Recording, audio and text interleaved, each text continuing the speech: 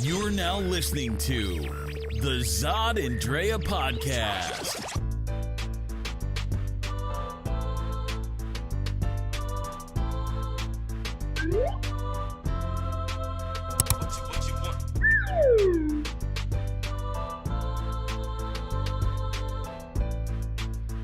All right, everybody, welcome back to the Zod and Drea podcast. Today is Tuesday, October 16th. Happy 16th, everybody. Happy 16th. Hope everybody has been having a good week. We've been extremely busy. We can't even tell you. We've been so busy, we almost haven't had any time to do the podcast. Let's just say that. We didn't even see a movie this week. We didn't even see a movie this week, but we are preparing because we are going to see a movie in a few days. 3 days and counting till Halloween. So this is something that's like a friggin' holiday for me, so I can't wait. What's that movie that's the countdown for Halloween? What, there's a movie for, which one? There's a movie. Oh, you're talking about Halloween 3, Season of the Witch. Yeah. 3 more days till Halloween, Halloween, Halloween. You know it. A few more days till Halloween, we can't help it. It won't be sponsored by Silver Shamrock, but we can't wait till that happens, Thank you know, goodness. and your brain won't get fried by masks from watching TV. But Michael Myers will be back. That's going to be my next thing. So we're going to finally have a movie review, and maybe even possibly we'll finish off Iron Fist when we're not so freaking exhausted. Oh my gosh, I can't even get through the third episode. Did you see the third episode? No, I didn't watch it. I keep falling asleep. Yeah. We've just been so exhausted. So, you know, but it's all right. We're going to be all right. yeah, with the political season and everything else that's going on, you know, it's pretty much noted that is going to be our busy season. So, we're going to get into it a little bit right now. All right, so, let's see what's on the agenda for this podcast so people know what to expect. We are going to talk about Souls to the Polls. Souls to the Polls. So in case you haven't heard, over here in Arizona, on October 28th, we will be having Souls to the Polls. So bring your ballot, be able to vote. But we're going to go into a little bit more detail. And hopefully you will all be able to join us. And in the entertainment section, we are going to talk about the heartbreak of Ariana Grande and Pete Davidson. God, if we can even find 5 minutes to talk about that, but we will try. I mean, I don't know why this makes me really sad. Well, because Pete seems like he's the underdog, you know? Right, And, right. So we'll talk a little bit about that on the lighter side of things. Twitter was not nice to him. No, Like, leave stop, Pete leave alone. Pete alone. Leave Pete, free Pete. Leave Pete alone. Free Pete. And then what's our main topic? I don't know, because you're holding it over there. Our main topic All right, it's is when do political ads cross the line? So we're going to find out when political ads cross the line, because some of them go a little crazy, and let's just have a discussion about some of these things, because they kind of crack me up, too, at the same time. What you want? All right, you know what? Let's talk about, real quick, let's talk about just Ariana Grande. Let's just see if we can fight through that, the Ariana Grande. Fight through it? Yeah, fight through it. So if y'all don't know, Ariana Grande is a singer, very Oh, young Grande, singer. saying Grande. Grande. I don't like. You can tell who doesn't listen to her music. Yeah, me. So she's very popular singer, right? She was the one that, for me, I don't know why she like brings these like ears, like the bunny ears and cat ears, whatever. Oh, is that what? Really? Yeah, she. That's started why that. he had that tattoo on his neck. Because I have no of her. idea. She brought that up. So, but she, no matter what, all that stuff, she is a talented singer. She's right? talented. She She's is very talented. And I gotta admit, Homegirls had like a hard year, right? So she was hosting, she was going to be in a concert overseas. I forget which city in Europe. And then there was an actual terrorist attack that happened. Yeah. Right At before her she concert. right before she got on stage, and her audience members died. Yeah, That's there were a lot of them that crazy. they got blown up. It was wild. Like, Nuts, right? So I think any performer that would be just hard to come back from, but she came back from it, right? she came back. She was good. Had a great attitude. Good. And oh man, like her tweet, like to them was like huge. Mhm. It was huge. And I think, Huge. and then she came back. I believe she came back and did like a free show or something. Yeah, did a free concert. So she's just a kid, but to me she's a kid. But She is a kid. she's like just seems like her heart is in the right place. And then she finds love. She meets this guy. He's a comedian on Saturday Night Live. Pete Davidson. No. Let's even go before that. What before that? Before that, there are a couple things. She dates this rapper named Mac Miller. So just in case you don't know, Mac Miller was a rapper. Because Yeah. Go because ahead. really that's beforehand. She dates this dude Mac Miller. In case you don't know, he was a really popular rapper. Had a TV show and all this other white dude. He's had a couple. Ironically enough, he had a song called Donald Trump, but that's something else. Interesting. But and I don't think it was in celebration of the guy. But anyway, she, finds love in this, and that's where she found love, and blah, blah, blah, Mac Miller, and I guess they were together for a while. But then, in case you didn't know, what was it recently, Mac Miller wound up ODing. Mm-hmm. So he wound up dying. But I see where you're going with that. Because in the same time, they were already broken up. She tried to, like, really help get this guy some help, and he winds up dying. Don't forget, also, she went to, she was getting kind of like some crap for her performance, or I should say what she wore at the Aretha Franklin. And being assaulted. Yeah, and pretty much being assaulted by dude. We had a podcast, we talked about that. So in the interim, she was dating a guy, Pete Davidson. So go ahead. So then she finds love with Pete Davidson, right? This is a guy who has been completely honest about his struggles with mental illness. He suffers from bipolarism and depression. Turns out Pete Davidson's father died during the 9/11 attack. He was a firefighter.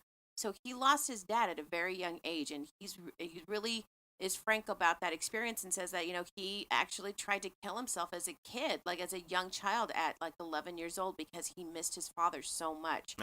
Right. So you can't blame the guy. Like, that's been traumatizing for his life. But he found that a way to be therapeutic was through comedy. And he's been now on Saturday Night Live for a few years. So when they got together, I mean, the Twitter world and Instagram world went nuts. Because, yeah, he's not like this, like, super duper looking, Chris Hemsworth type of handsome guy, right? He's a skinny, gawky looking guy. But, he seems like he really cared about her, right? So then you've got her ex-boyfriend that committed suicide. You've got then the assault that she's had, the terrorist bombing. Like, this girl's just been through stuff. So they ended up, I guess, this weekend announcing that they broke up. I mean, and the thing is, Twitter was not kind because, Pete, they were so rough on Pete, talking about he's going to be homeless and her kicking him out of the mansion, but they seem like they really actually liked each other. But I think that she feels that she had rushed into an engagement. And what sucks about this is the news didn't really spread about Pete until she made a song about him. And then Saturday Night Live had him do a whole segment. And then it was like 2 weeks later, it's like, I don't know, there was something about that segment. It was like, oh, wait, he's dating Ariana. Like, how? And I'm like, this isn't going to end well. And sure enough, I'm like, it's like when you got to knock on wood on stuff.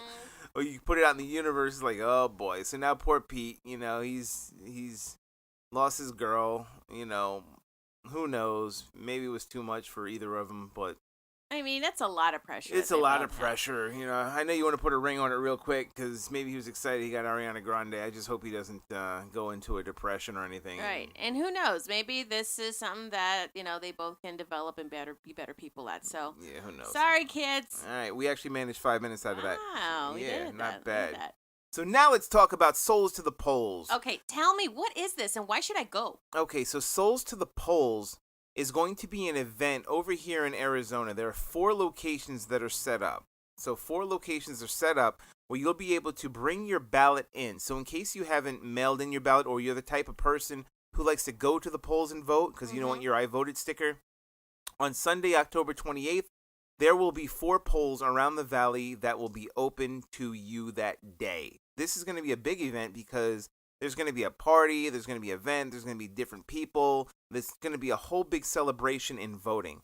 So it's going to be one of those things where we have marching bands, we've got people, drum sets, everybody just comes in and celebrates their power of voting. Like, it's going to be that easy.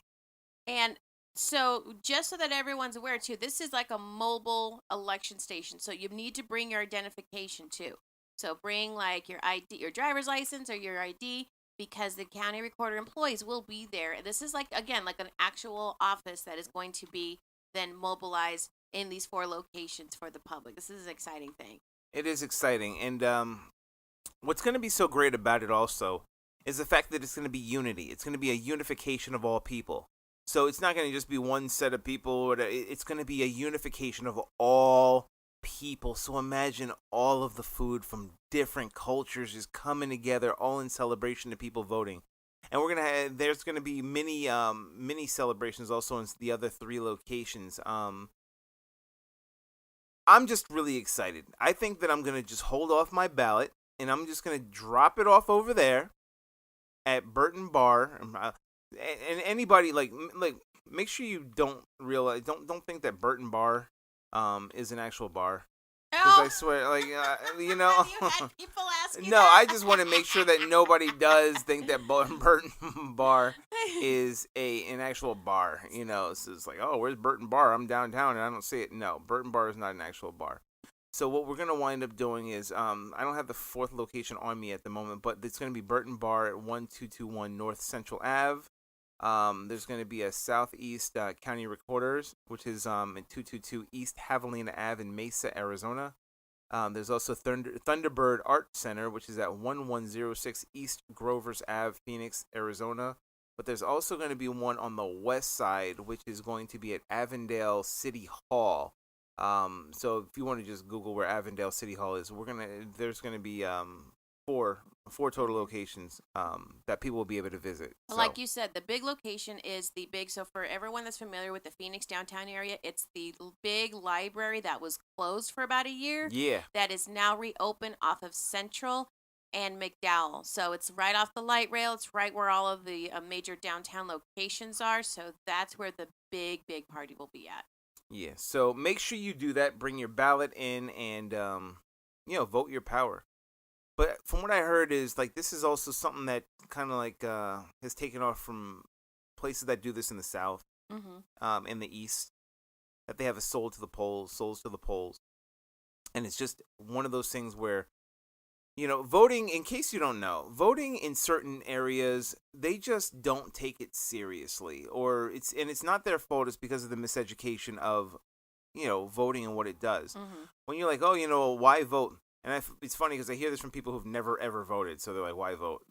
Like, well, if you try it, maybe it'll actually work. I mean, it kills me. You've never been a consumer of the product. Yeah, then, you know. But if you actually put your power into it and you get all your friends and you get everybody in, you can wind up doing amazing things because you put in the people to represent you. So if you got some bum that is representing you in your constituency, then, you know, and you aren't the one who voted, then what is your excuse for doing so? So this will be one of those things where everybody who feels that way can have a welcoming party. It's like, this is a reason too. Anybody who shows up to any one of those 4 locations and does not vote, you had better be either an undocumented immigrant, someone on DACA, a felon with more than 2 strikes, but otherwise, or somebody who was under 18 years old. Anybody else, or maybe you're just visiting from another country, anybody else who is a legitimate United States citizen, completely with your papers and all that other stuff, and you've registered to vote and blah, blah, blah, you better get there. Hey, what's up, everybody? I'm Zod. And I'm Drea. And we want you to check out the Zod and Drea podcast every Tuesday. Where can everybody find us at? You can always check us out on www.zodanddrea.com. Where else? You can always check us out also on Facebook at Zod and Drea. Instagram? Zod and Drea. Snapchat? Zod and Drea. YouTube? Zod and Drea. I see a pattern. So if you haven't caught that, catch us at Zod and Drea on all the social networks. But also, make sure you subscribe to the Zod and Drea podcast. Where? At zodanddrea.com. And also on YouTube and iTunes, Google Play, Stitcher, and iHeartRadio. We're coming for you. Let us know what you think. And if you want to be a guest, reach out to us. And put all of your input into whatever our topics are for the week. So we hope to check you out and see you there. Bye. All right, we're back at it. So let's talk about these crazy political attack ads happening. Like, I'm bombarding here in Phoenix because, well, let me go back a little bit. In Arizona, for those that are not living in this state, this is a unique time for Arizona where almost every major political seat is up for election. So you've got political ads for everybody and their mother bombarding the TV ads, radio, and even the internet too. So I'm scrolling trying to read some articles, and all of a sudden, boom, there's an attack ad about this person, attack ad about that person. It's just overwhelming right now. And I just don't understand if this really is a true tactic to help win elections. What do you think? I don't know. All I know is these ads are funny. That's all I know. You know, it's stupid. It's like this is completely silly. So the ones that we see the most attack ads are in the Senate race between McSally and Cinema. Like that's what I see. So usually what I see is, Cinema will have an attack ad, but it's usually McSally will have an attack ad, and then Cinema's like apologizing for something, not apologizing, but like, no, I didn't. And then so she has a response to McSally. So McSally's just on the attack, and digging up stuff from like 99. I mean, digging stuff up. It's like, oh, you know what? She protested the war in a tutu or something. It's. And look, I'm not a Cinema fan. If anybody knows me, I'm not a Cinema fan. But one thing that I don't like are liars. Like, I do not like liars, and I don't like things that are so frivolous where they have nothing to do with anything. So that's cool. McSally, that you flew a plane, and you think that because you flew a plane you can head up Senate, but your attack ads on certain things, like that one where it's like saying something about Cinema and then it had like a nuclear explosion. Oh my gosh, I laughed so hard. Like, so if you elect Cinema, apparently there will be a nuclear holocaust that happens. It's the end of the world. We're all done in Arizona. Somehow you elected one person and it just went to crap and everything just blew up. Right. It's silly. These attack ads, and my whole thing, I've said this before, if you can't run on your own merit, like what makes you such a great candidate instead of, well, just vote for me because the other guy is just worse. The other guy's just terrible, so you might as well just vote for me. Right. Then there's an issue. There's a big issue. And I think every attack ad winds up being like that as well. What is killing me when it comes to like how to take these people seriously, right? It almost like it belittles the entire political process for me right now, because it's like I don't know who to take seriously because they get so deep in the mud slinging, right? And the condescending conversations that are happening too, right?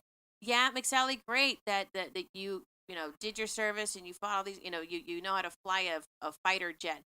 But does that mean you know how to balance the budget? Does that mean that you know how to handle my health care? Right? Like, get to the point. Stop, like, all of this, well, so-and-so did this, so I think that's wrong. No, come on. Who cares if she wore a pink tutu? But again, this is just how it's going. Seeing some of the other political ads across the country, too, are absolutely ridiculous. It was that one guy we were talking about who was running for the GOP ticket for Georgia for governor. Thank goodness he lost because he had the immigration bus. Oh, the immigration bus. The guy with the immigration bus. Just got a bus, converted it into this gray ice bus, right?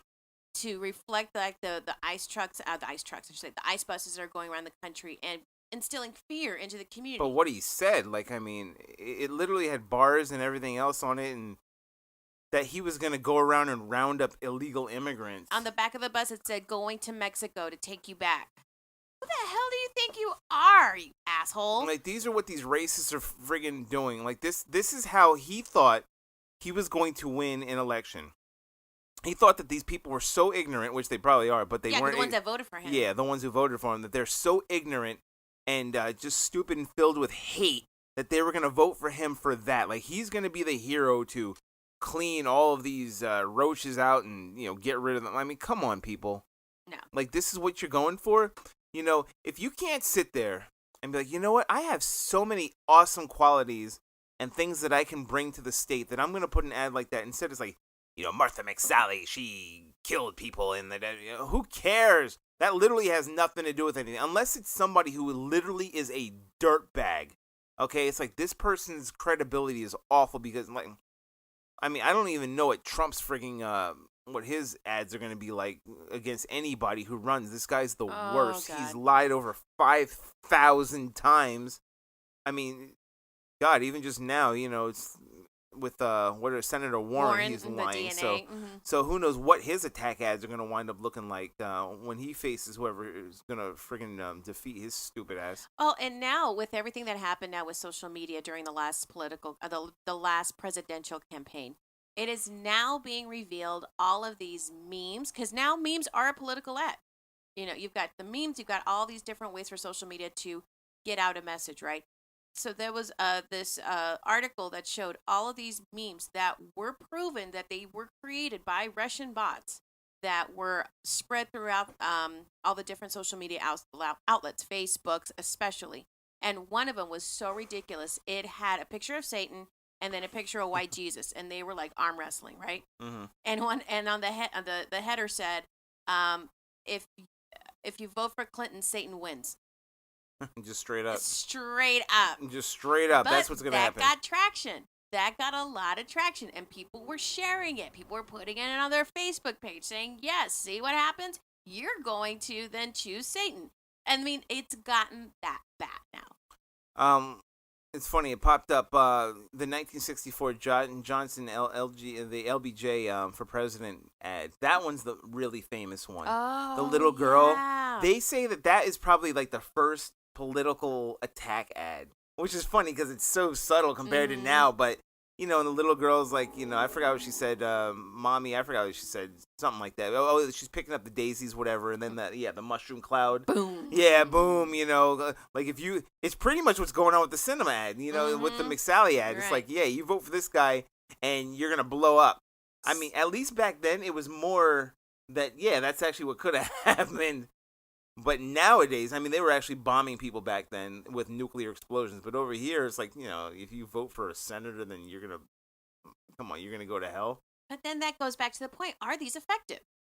Are these type of ads effective? Look who's in the White House right now.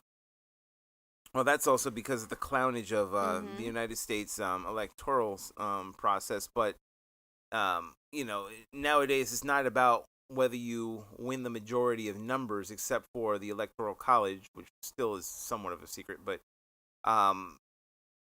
the attack ads do get enough people who will vote for you. Who will vote for you. They're like, yeah, that person, I'm going to vote for this person because the other person is crazy because I saw their ad which said, that they supported this or whatever and that. All of a sudden, sanctuary cities. But then it's also, if we go and segue into this real quick, but it's also the ads where they pander. I can't stand those two. They're almost like the opposite of attack ads. So, as much as McSally may attack cinema, I can't stand the ads that cinema has where she's like, oh, cinema, she sucks up to cops and, Blue Lives Matter and she wants all these cops at the border and that's still touting herself, but it's almost like an attack to the system as well. It's also kind of or to the people that you're trying to even attract. Right. But it's very clear who you are trying to attract and who you're isolating. Yeah. Like that, it's very clear. You're not inclusive, and a lot of politicians do that. Hillary Clinton was singled out for that she didn't go to the communities and her ads didn't speak to inclusivity in her communities, which prevent a lot of people from voting for her or just voting in general. And there were a lot of people that did. I mean, you have to. What they do is a lot of these ads, political ads in general, is they try to reach the people that normally they wouldn't. Like that's what it is. It's like, okay, I could physically be there, but shoot, I could also physically be in everybody's home at the exact same time. So I would rather do that and spend money to do that instead of like go and knock on doors or whatever, because that just takes a lot more time. So I can understand, that, but I don't know. Some of these people, they're just funny. Oh yeah, you remember this one? Which one? The Hillary Clinton. It's 3 a.m. in the morning. The phone. And whose was that? Was that Barack Obama's? Yeah. Was that Obama's? I think it was. Or was it the GOP? Or was was it the No. Oh God, it was 2008. But yeah, it was no, that was Hillary Clinton's, I guess, against Barack Obama. Yeah, saying he didn't have the experience. It's 3 a.m. and the White House phone is ringing. Do you want some guy who doesn't know anything? Yeah, who doesn't know anything. And she's, Hillary's like, oh, I'll pick up the phone. Like, oh, that was a great one. That was a good one. That was funny. Good times. I forgot about that one. Yeah, that was good. But yeah, I mean, but it's not like the political discourse hasn't happened before. I mean, that's what started, that's been around since the beginning of our country, right? Yeah, it's been around since then. And some of the cartoons, which at that time were considered like political ads, but yet they really are cartoons, were just really rude also and disgusting sometimes.